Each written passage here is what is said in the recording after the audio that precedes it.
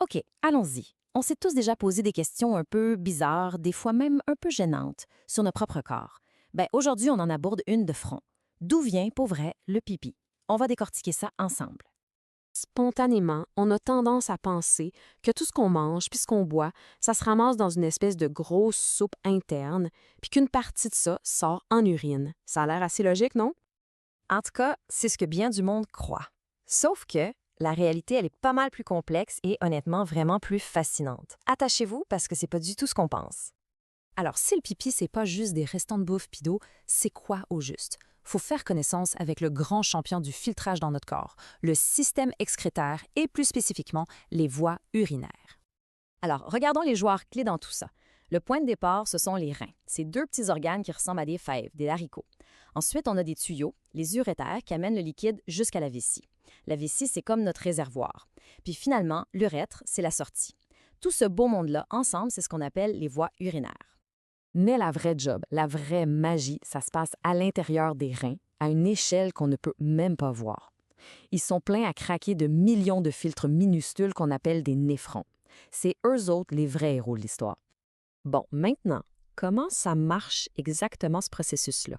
Comment ces millions de néphrons font leur travail? C'est pas une simple passoire, là. C'est une opération de nettoyage hyper précise qui se fait en plusieurs étapes.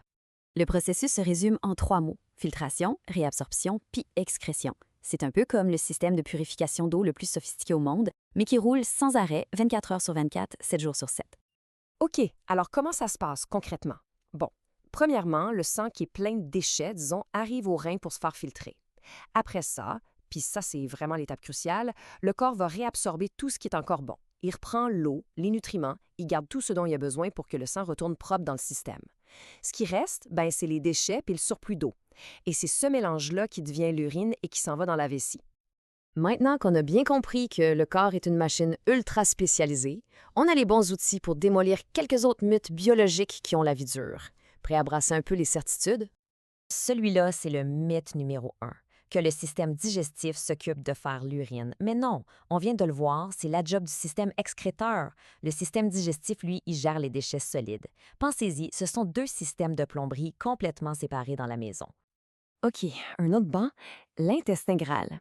Juste entendre le nom, on se dit que c'est le plus petit, le plus court des deux. Pas vrai? Pas tout à fait. Pas du tout, en fait. L'intestin grêle d'un adulte mesure en moyenne 20 pieds de long. Ça, c'est plus de 6 mètres. C'est genre 4 fois plus long que le gros intestin. Incroyable, hein? Fac, pourquoi on s'en fâche dans les noms? C'est tout simple en fait. C'est pas une question de longueur, c'est une question de largeur. Le gros intestin est juste plus gros en diamètre. On parle d'environ 3 pouces ou 7,5 cm. L'intestin grêle, lui, est pas mal plus mince, autour de 1 pouce, mettant 2,5 cm. C'est juste ça le mystère. Il est grêle, pas court. Allez, un dernier pour la route. L'idée que la digestion commence dans l'estomac. En fait, non. Le processus s'enclenche dès la première bouchée. Quand on mastique, on brise la nourriture, puis les enzymes dans notre salive, eux, ils commencent déjà à travailler. Tout ça nous amène à une belle conclusion, qui est bien résumée ici. Le corps humain est un chef-d'œuvre d'ingénierie, où chaque système joue un rôle précis et vital. Que ce soit pour faire de l'urine ou pour digérer, on voit bien que chaque pièce du casse-tête a sa place et son rôle bien défini.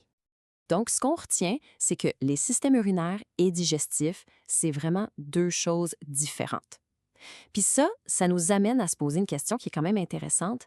Quel autre système de notre propre corps est-ce qu'on comprend peut-être tout croche? Ça prouve qu'il y a toujours quelque chose de nouveau et de fascinant à apprendre sur cette machine incroyable qu'est le corps humain.